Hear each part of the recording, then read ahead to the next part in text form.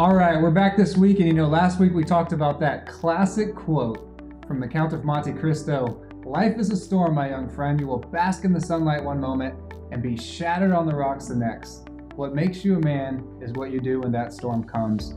I'm here with my buddy John O'Brien, and he is no stranger, to say the least, to the storms of life. Now, Brian, what do you do when inevitably that storm comes? First of all, thanks for asking me, Hart. It's a good question for all of us.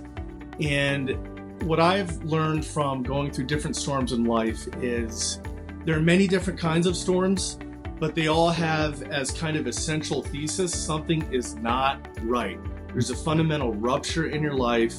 All of a sudden, there is a great disorder in your life, whether that comes from outside, whatever the cause may be, family, job, physical, personal, something is not right. And what I've realized whenever those inevitable storms come, the thing I like to do most is take a step back and to ask myself, in the midst of this difficulty, even though I'm going through a difficult time, what are some of the absolute fundamental truths of life?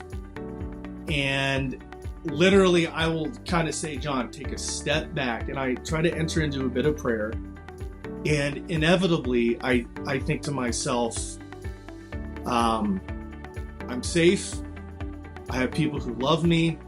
I love them, my family, my close friends. And most importantly, Hart, God. I think to myself, what is the most absolute universal truth for my own self, John O'Brien? I am a beloved son of the living God. Doesn't matter if I go broke, if I get cancer, if the worst of the worst happens to me. If I am a beloved son of a living and eternal Father, all is well. And I think that can be left very abstract, but it's during those storms of life when it becomes very concrete. And I think God can be there for us.